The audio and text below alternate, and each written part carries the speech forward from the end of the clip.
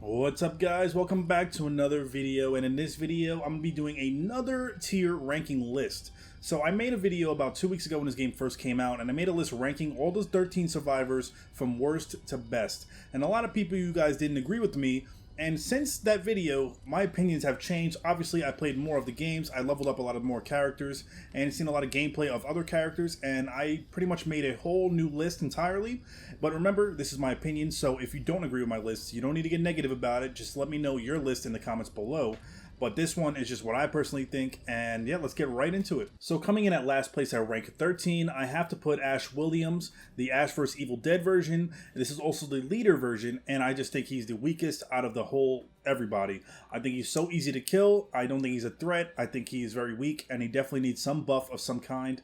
And yeah, I don't have much to say about him. I don't even like playing him. I don't even try to play him, but I would love to see if anyone in the comments actually would think that Ash, this leader Ash, would be number 1 in the rank leading. But other than that, we're putting him at rank 13 for last place. Coming in at rank 12 is Lord Arthur. Now, I know some of you might disagree with me because there's some Lord Arthur mains out there, but I don't think he's as good as he's supposed to be. Now, he's a leader, but I think he should have been a warrior with that extra bulk of health, and he could have been a lot stronger. Now, his ability is pretty good. When he activates his ability, he does increase heavy attack damage, and when you upgrade him all the way, he gets increased light attack damage as well for him and his teammates around him in the aura, which comes in handy. But when I go against him as Demon, and I've gone against some good Lord Arthurs, I just don't really find him a threat. They seem to die really quick, and maybe he just needs some kind of buff with his health because yeah, he's just too easy to kill. So other than that, we're going to put him at rank 12. That's just what I think he belongs. At rank 11, we have Ash Williams, the Evil Dead. This is the support Ash Williams, and I think he actually is kind of useful, but I don't think he's better than the rest. So if he does heavy melee attacks, he can increase his health for him and his teammates around. He works really well when you have a hunting knife, or even if you use your fist, and you just heavy attack everything and you just gain health from it. But what I notice when you use him or go against him, when I go against him as Demon, when you attack them with multiple attacks and deadites, and he's heavy attacking you, it doesn't really do anything for his health, because I still down him pretty easily.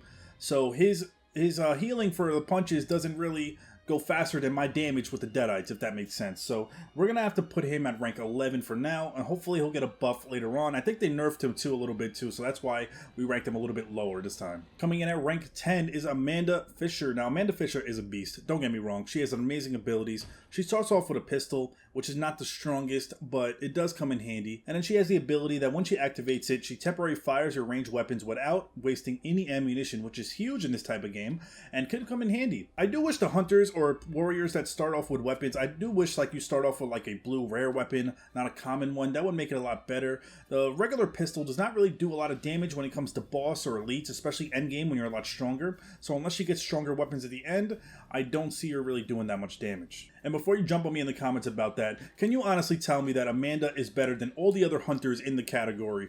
Because I think the other hunters have her beat, and I don't know. Let me know what you guys think about her. Coming in at number 9 is Annie Nobi. Now, normally, last time I ranked her really low, I didn't think she was useful, but I was proven wrong because I went against her a lot of times as Demon, and she can be very good to a team, and especially if you have hunters on your team, with her, you guys would be like a fucking John Wick team. So when her ability, when activated, the skill increases range damage for her and for her teammates around her. So if you have Annie and a whole bunch of hunters on your team, she activates her ability, you're going to do a shitload of weapon damage, and that, I'm coming from experience, me going against people like this, it can be really frustrating as Demon because you'll die in like 2 hits and it can be crazy.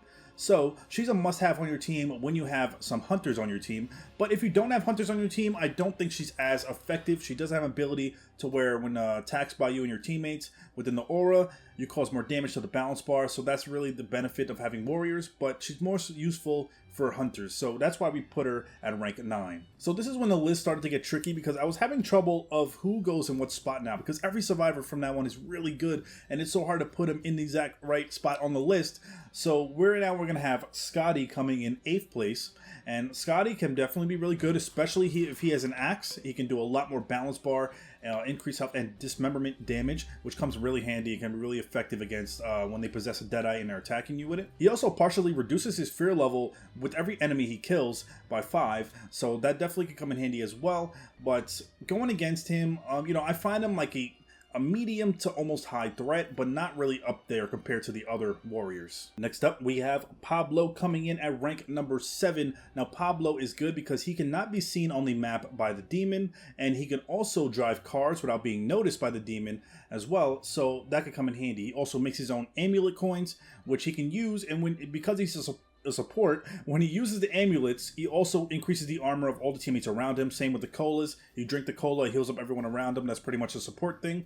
But the thing that makes him different is he makes the amulet coins, and if you have some good warriors on your team with high shields, he can get their shield bar all the way up, and you can really do a lot of damage. What also makes him good is that he can go around and get objectives done without being seen.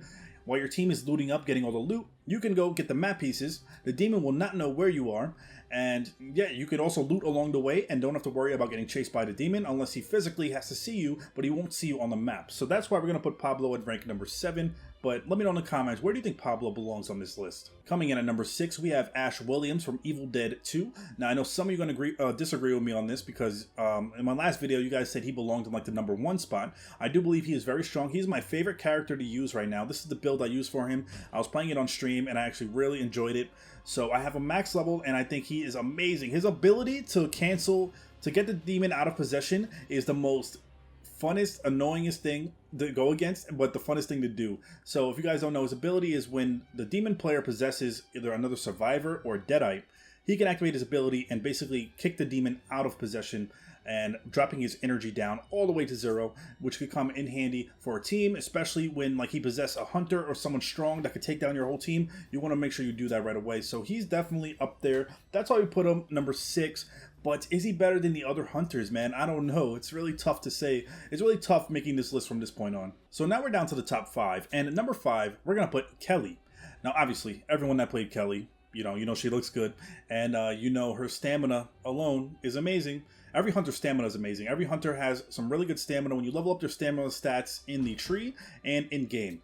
But what makes her different is her a dodging ability. So her dodging ability is when she activates it, she basically has like an infinite dodge. So anyone that's good at dodging and uses that ability, the demon will not be able to touch you, and you could be the most annoying player to go against ever. So that's why I put her in at number 5, because I think she can be very good to a team. Obviously, if she's with Annie as well, she can do increased weapon damage, which is even better. Coming in at number 4 is Army of Darkness Ash. Now, I moved him down from the last video a little bit because I feel like he's kind of broken right now. He is very strong, but I feel like he's broken strong. Not really, I don't know. I think, okay, he has the potion that can reduce his fear, increase his damage, increase damage reduction, increase his health, which is crazy, and I think he's very strong. But he is by far one of the most tankiest survivors to go against. So 1v1 a boss is kind of crazy, and I think it's unrealistically OP. So that's why we're gonna put him in at number 4, because obviously he's pretty strong still, but I don't think he should deserve the best spot until they balance him out a little bit more, and then we're gonna see. Coming in at number 3 is Cheryl. Now, in the last ranking video, I put Cheryl at number 1.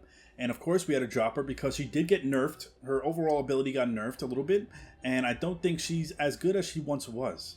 Obviously, a support is a must on a team. It really can clutches up games. It could save your team from dying, and you could do so many good plays with a good support on your team, and it really comes in handy. So her ability, when she puts down the first aid and it heals her teammates, I think they nerfed how much health you get from that. So that really affected her in a long way. So now she's more reliable on colas. What I like to see is them add a new support character that can craft their own colas. Kind of make it like a long cooldown so it's balanced, but having a support character that can make their own colas would be amazing in this game, and I could definitely see them doing that in the future, but we're going to wait and see. But right now, we're moving Cheryl down to number 3 until they end up buffing her again or whatever they do. Coming in at number 2, last video, I ranked Ed, last rank on the list at rank 13, and you guys gave me so much shit for it, and I don't disagree with you because I deserved it. He is definitely one of the best top 3 survivors right now in the game, mainly because his ability is that he could disable demon traps. Demon traps are essential in the beginning for a demon to rank up and get his threat level up, especially when he finds out where you are and you're trying to get the map pieces. He's not a high enough level to really spawn in any basic portals, and you can block up all his traps, get loot, get stuff done, and without even running to any traps to increase your fear level or his threat level. So that alone is amazing. If you pick up a crossbow, you can do faster attack speed. It deals increased health and balance bar and dismemberment damage He is a hunter, so of course he's going to be a beast with the crossbow, and you could basically two-shot bosses with this in the head and drop them like flies. So he is definitely one of the best players to have on your team, and yeah, hopefully you guys are more happy with this placement on this list. Coming in at number 1, we have to put Henry the Red. Henry the Red is an absolute unit. He is a beast. I feel like he's not OP broken like AOD Ash is. I feel like he's actually pretty good, and his ability makes him a lot better. His ability, when activated, he goes invincible. He takes no damage. That can come in handy in multiple situations, where if you're the last player standing, let's say you're about to capture the dagger or something, the demon's trying to get you out of there, you can activate your ability so you take no damage so you don't go down. You can also activate your ability when you want to revive a teammate in a hectic situation, so that way they can't knock you off to revive. You can just revive your teammates. Same if you want to revive them at the altar. There's so much plays you can do with Henry, as long as you know how to use him. And if you're good with dodging and combat in general, you're going to be even better. And I know a lot of people are going to agree with me on that, because I know a lot of people love Henry. And yeah, hopefully they keep him the same. I don't want him to get nerfed. I think he's actually pretty balanced. The only warrior I would say needs nerfing is Army of Darkness Ash. But other than that, this is my list. Hopefully you guys enjoyed this list and it was more accurate to what you think. Obviously, everyone's not going to agree, because everyone has their own survivors that they like and playstyle that they do. So let me know in the comments your list, but don't be toxic about it. And yeah, hope to see you guys in my next video. Thanks for watching.